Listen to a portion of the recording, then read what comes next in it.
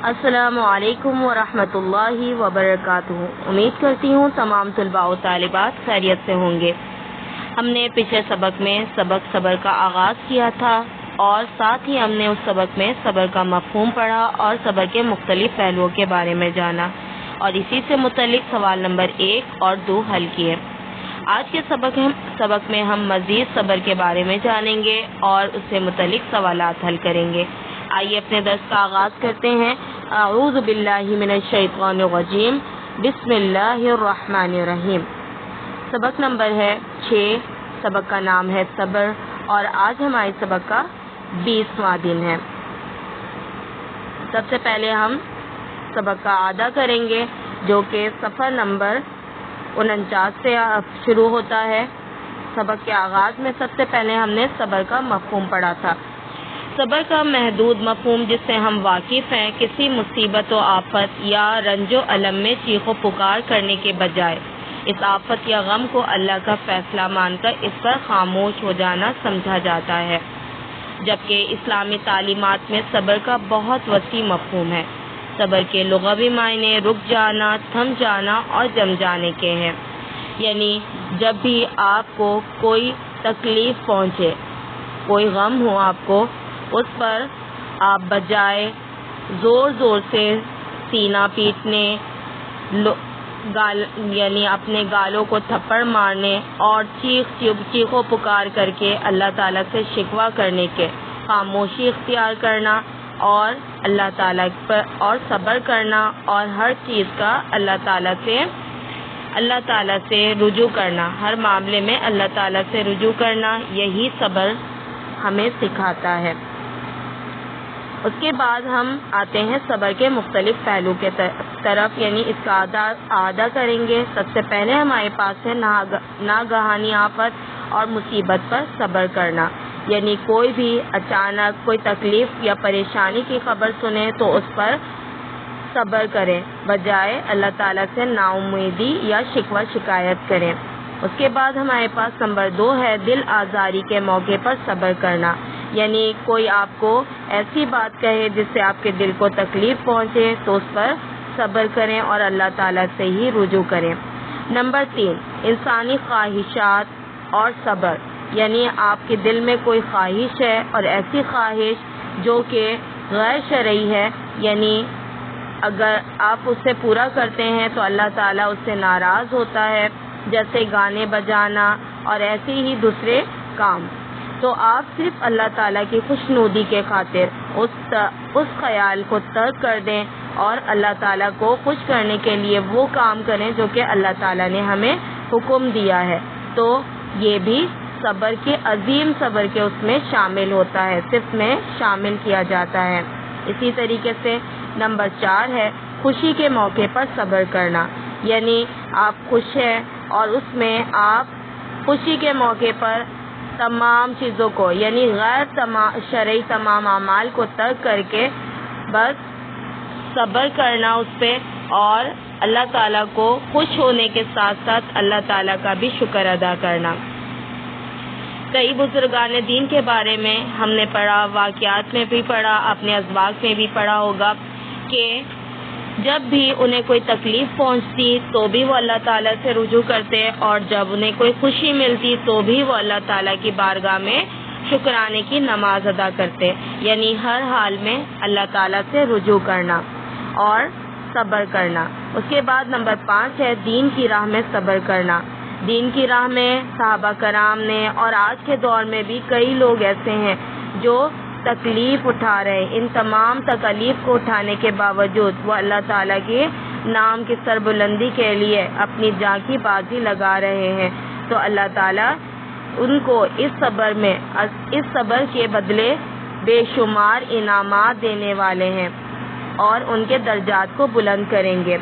آج کے سبق میں ہم صبر کی اہمیت کے بارے میں پڑھیں گے، یعنی صبر کی کیا اہمیت ہے ہماری زندگی میں، اس کے بارے میں ہم جانیں گے۔ صبر کے مواقع اور وسعت کو دیکھتے ہوئے اس صفت کی اہمیت کا بخوبی اندازہ ہو جاتا ہے، یعنی صبر کی اہمیت کا ہمیں اندازہ اس بات سے لگایا جا سکتا ہے کہ دنیا میں کوئی کام بھی صبر کے بغیر کامیابی سے ہم کنار نہیں ہو سکتے۔ اسلام جو انسان کے سامنے آخرت کی بلند ترین کامیابی کا مقدر رکھ کر اس کی پوری زندگی کو جہد و عمل کی زندگی بناتا ہے، اس کے لیے صبر کی صرف کتنی اہم ہوگی۔ یعنی جب انسان نا امید ہو رہا ہوتا ہے، یعنی نا امیدی شیطان اس کے دل میں ڈال رہا ہوتا ہے، اور اسی قسم کے وساوس، اور وہ شخص اللہ تعالیٰ پہ توکل کر کے صبر کرتا ہے اور اپنی کوشش کی راہ کو ختم نہیں کرتا، یعنی جو اپنی کوشش ہے وہ اسے جاری رکھتا ہے، اور آخرکار اللہ تعالیٰ اسے کامیابی سے ہمکنار کرتے ہیں۔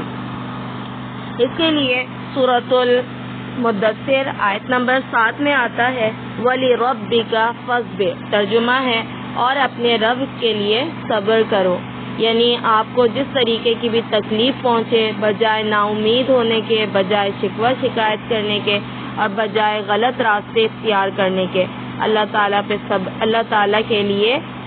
تعالیٰ کی خوشنودی کے لیے صبر کرے، تو انشاءاللہ اللہ تعالیٰ اسے کامیابی سے ہمکنار کریں گے اور اس صبر پہ اسے اجر و ثواب دیں گے۔ اسی طرح سورۃ البقرہ آیت نمبر 153 میں آتا ہے یا ایھا الذین آمنوا استعینوا بالصبر والصلاۃ، ترجمہ اے لوگو جو ایمان لائے ہو، صبر اور نماز سے مدد لو۔ آپ صلی اللہ علیہ وسلم کی زندگی، یعنی آپ صلی اللہ علیہ وسلم کی سیرت طیبہ کو اٹھا کے دیکھیں تو آپ صلی اللہ علیہ وسلم کو کبھی بھی کوئی بھی مشکل درپیش ہوتی، کوئی بھی مسئلہ درپیش ہوتا تو آپ صلی اللہ علیہ وسلم فوراً نماز سے اور اللہ تعالیٰ سے رجوع کرتے، اور اللہ تعالیٰ سے رجوع کرنے کے لیے نوافل یعنی نماز پڑھتے، اور اسی طریقے سے آپ صلی اللہ علیہ وسلم کے طریقے پر عمل کرتے ہوئے صحابہ کرام نے بھی یہی عمل کیا، اور ہمارے بزرگان دین اور تمام وہ عظیم لوگ جنہوں نے دنیا میں کئی کارنامے انجام دیے، انہوں نے بھی یہی طریقہ اختیار کیا، جس کے بارے میں ہم نے قاضی ابن بشیر میں اور اس کے علاوہ ابو علی سینا میں بھی پڑھا تھا کہ جب بھی انہیں کوئی مشکل درپیش ہوتی تو فوراً اللہ تعالیٰ سے رجوع کرتے، اور جب وہ مصیبت سے نجات حاصل کر لیتے، یعنی جب خوشی ملتی اور کامیابی حاصل ہوتی تو بھی فوراً اللہ تعالیٰ سے رجوع کرتے، تو یہی کامیاب لوگوں کی نشانی ہے۔ اس کے بعد آیت نمبر سورۃ المومنون آیت نمبر 111 میں آتا ہے انی جزیتہم اليوم بما صبروا انہم هم الفائزون، ترجمہ ہے آج ان کے صبر کا میں نے یہ پھل دیا کہ وہی کامیاب ہیں، یعنی اللہ تعالیٰ خود فرما رہے ہیں کہ جنہوں نے صبر کیا اللہ تعالیٰ نے ان کو ایک عظیم کامیابی عطا فرمائی۔ اس کے بعد صبر کی ان تمام پہلوؤں کو اور اہمیت کو بتانے کے بعد صبر کرنے کے فوائد یہاں بتائے جا رہے ہیں۔ سورۃ البقرہ آیت 153 میں آتا ہے ان اللہ مع الصابرین، ترجمہ ہے بے شک اللہ صبر کرنے والوں کے ساتھ ہے۔ پھر سب سے پہلے جس میں فرمایا گیا صبر کرنے والوں کے ساتھ اللہ کی ہستی ہر وقت ہوتی ہے، جو مومن کو قوت فراہم کرتی ہے اور اس کی حفاظت کرتی ہے، یہ صبر کرنے والوں کے لیے انعام ہے۔ دوسرا انعام، صبر کرنے والا تذبذب اور ایمان کی کمزوری سے محفوظ رہتا ہے، یعنی وہ کسی قسم کی بھی پریشانی سے یا کوئی کام کرنے سے ہچکچانا، اس قسم کی ہر صفت سے وہ محفوظ رہتا ہے، اور ایمان کی کمزوری جو انسان کے اندر پیدا ہوتی ہے پریشانی کے وقت، ان تمام چیزوں سے اللہ تعالیٰ اسے محفوظ رکھتے ہیں۔ نمبر 3 جو اللہ تعالیٰ اسے انعام دیتے ہیں، صبر کی مدد سے انسان سیدھی راہ پر قائم رہتا ہے اور بھٹکنے نہیں پاتا، کیونکہ اس کا توکل، اس کا سارا دار و مدار جو ہوتا ہے وہ اللہ تعالیٰ پر ہوتا ہے، یعنی اس کا یقین اور ایمان یہ ہوتا ہے کہ ہر اچھی اور بری چیز اللہ تعالیٰ کی طرف سے ہے، اللہ تعالیٰ اپنے بندے کو اس کے ذریعے آزماتا ہے۔ نمبر 4 ہے صبر کرنے والا مضبوط شخصیت کا حامل ہوتا ہے۔ نمبر 5 ہے صبر سے انسان کو قلبی سکون نصیب ہوتا ہے، یعنی اس کو ایک دلی سکون نصیب ہوتا ہے صبر سے۔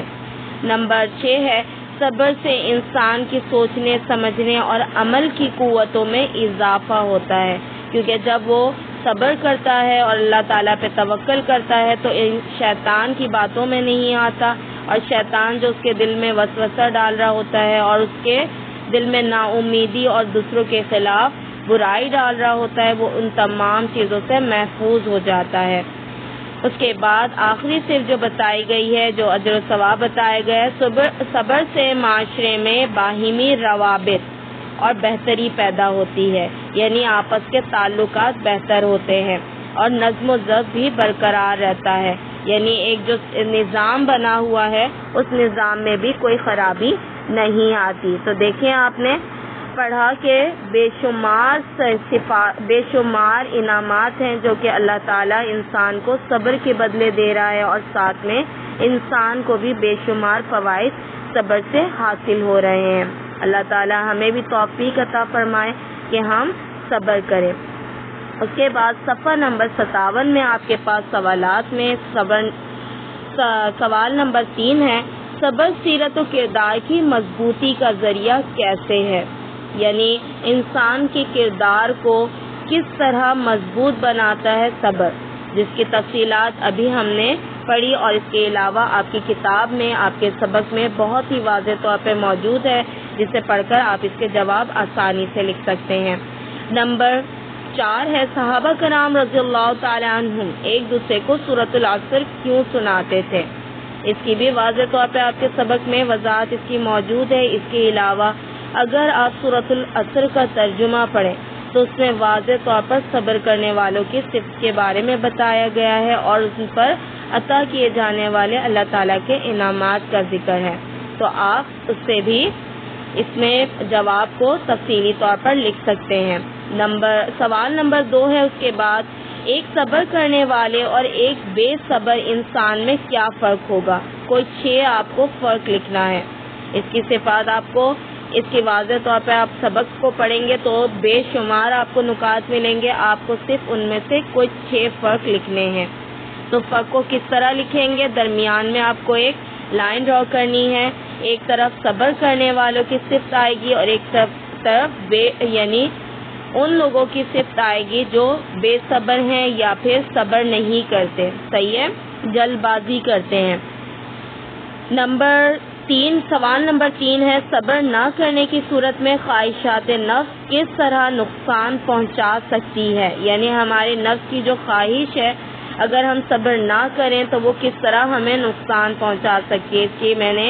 ابھی آپ کو واضح طور پہ بتایا، جب انسان صبر نہیں کرتا اور اگر اس پہ کوئی پریشانی آ جاتی ہے تو شیطان کو بھرپور موقع ملتا ہے کہ وہ اس کے دل میں برائیاں ڈالے، وساوس ڈالے، اللہ تعالیٰ سے نا امیدی ڈالے، اور اس طریقے سے وہ کیا کرتا ہے، نا امید ہوتا ہے اور اللہ تعالیٰ سے دور ہوتا ہے، ایمان سے دوری پیدا ہوتی ہے، تو وہ غلط راستوں کی طرف جاتا ہے اور ایسے ہتھ کنڈے استعمال کرتا ہے جو کہ شرعی اعتبار سے بھی دنیاوی اعتبار سے بھی